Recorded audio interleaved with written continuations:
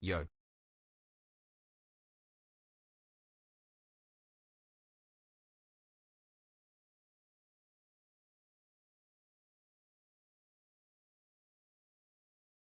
Do you already have the Jimmy Dore and Tucker Carlson on their anti-war views clips queued up? No.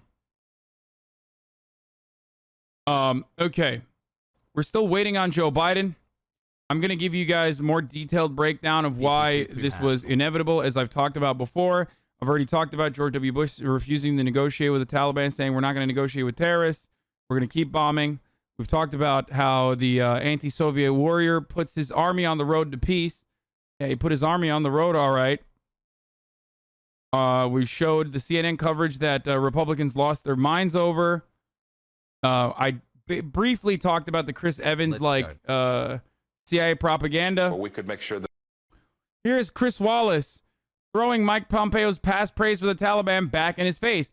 Mike Pompeo literally said, there's a side-by-side tweet, literally said that the Taliban are brilliant negotiators or some shit like that, for the record. And now, of course, he's like, these guys are barbarians. They're butchers. What the fuck? Under the Joe Biden administration. That a terror attack on the United States did not happen. Mike Pompeo and Donald Trump are responsible for the negotiation of our Afghan withdrawal.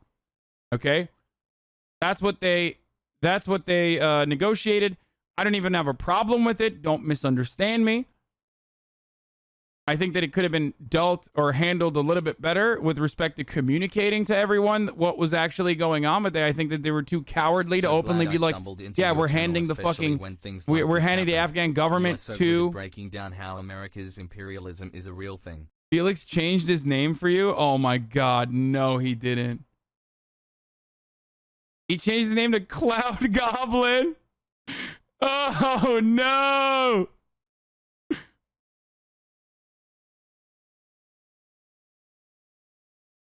Been away for 3 weeks and so happy to be back. Yeah, yeah, he's a cloud goblin, dude. Sorry, I'm kind of lost. This feels like this Afghanistan Taliban takeover thing was completely America's fault over decades, multiple presidents crossing party lines. Why are we pointing the finger both ways?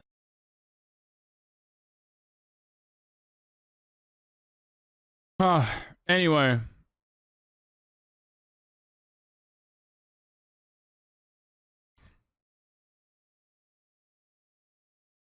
Cloud Goblin, say that to my face, you liberal Taliban lover motherfucker. Oh my God, dude, this is the most powerful man. This dude got more powerful after divorce court than any other conservative ever has. I shake. I cower in fear. I mean, he is fucking jacked. Good for him. Honestly, good for him. He's the most powerful Italian man on the planet.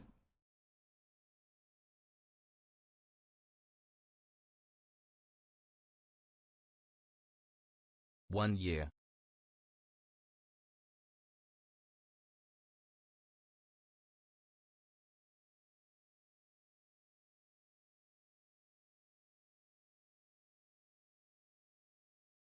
Six months ago, you stole my joke from chat and did not give me any credit. You acted like you came up with that joke, and chat went wild for the joke, dropping Keck W and Omegalol left and right. You did me dirty, Hassan. Are you proud of yourself? Shame. Taliban fucking doubt it. I doubt I stole it. Digits.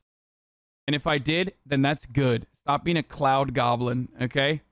That's all I gotta say to you, bitch. Okay, where were we? Oh, here, let's see what Mike Pompeo has to say. We did it in the Philippines. We did it in Syria. We reduced terrorism risk all around the world. We would have done it. You guys can unban Joe Pags, by the way. In Afghanistan as well. Sufi. I just want to ask you one more question about your record, though, sir. You were the first American Secretary of State to ever meet with the Taliban, and you talked about how they had agreed to join us in the fight against terrorism. Here you are, sir. The gentleman I met with agreed that they would break that relationship and that they would work alongside of us to destroy, deny resources to, and have al-Qaeda depart from that place. Do you regret giving the Taliban that legitimacy? Do you regret pressing the Afghan government to release 5,000 prisoners, which they did, some of whom are now back on the battlefield fighting with the Taliban. Chris, you make peace with your enemies. The statement that I made that day was absolutely true. You can ask the military leaders on the ground. We did good work to crush al-Qaeda. When we left office, there were fewer than 200 al-Qaeda left in Afghanistan. Chris, we never trusted the Taliban. You can ask them yourselves. We made abundantly clear if they did not live up to... Wait, that's crazy. We never trusted the Taliban? Hold on a moment. Mike Pompeo... That's so strange, dude. Where everybody, you have that tweet, right? Someone in the chat must have that tweet. Oh, wait, what? Wait, I'm sorry. Here's a 2020 photo of Mike Pompeo with Mullah Barabar, who will likely be the new head of state in Taliban Afghanistan. Barabar was in a Pakistani jail until 2018 when the Trump administration got him released.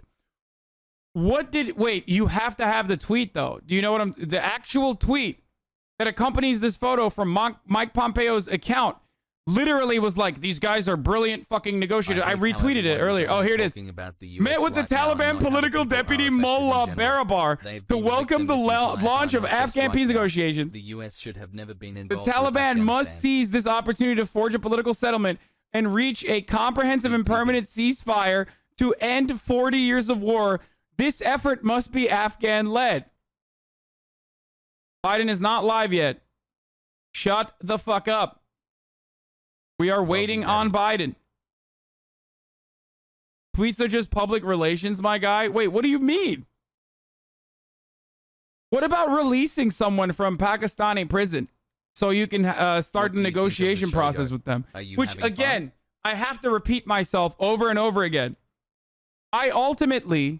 do not believe that there was any other fucking way. I don't think that there is no like viable coalition or a viable group beyond the Taliban as it stands in Afghanistan to take over as the Afghan government. They don't have the military. They do not have the organization. They do not have the money. They do not have the funds.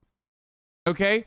And that's precisely why the American State Department decided that this was very likely the best possible fucking negotiation or the best possible bargain that they could strike in an effort to maintain stability so they can still milk the same mining contracts, just not from the Afghan government, as they are literally getting overtaken in multiple areas by the Taliban militia, and instead just get it from a more stable Taliban government. Okay?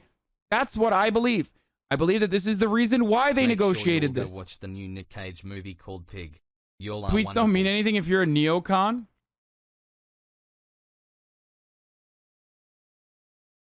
Taliban spokesman on MSNBC right now. Imagine someone telling you we'd be here 20 years ago. Says they made an agreement to let the U.S. leave and evacuate people at the airport consistent with what we've seen. The Taliban isn't even fighting them. This is all American incompetence plus Afghan desperation to get out.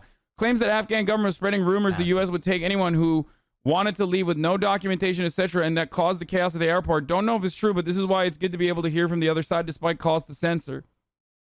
Yeah, here it is side by side, by the way. This is Mike Pompeo when he fucking got Barabar out of the prison and then negotiated with him. This is what happened once the negotiation actually was executed by the Joe Biden administration. The Taliban are butchers. We demanded a set of conditions and made clear the cost we would impose if they failed to deliver. They haven't. The terms we achieved held during our time. This administration has failed. Bullshit. That's unironically what you fucking... That is literally what you negotiated.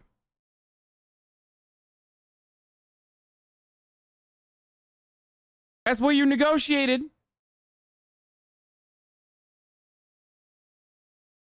Guys, Biden is not live at the moment. Either send me a link of Biden actually talking or shut the fuck up. I'm going to start banning you. After decades of conflict, we have come to an understanding with the Taliban on a significant reduction in violence across Afghanistan. This is an important step on a long road to peace, and I call on all Afghans to seize this opportunity. Poggers.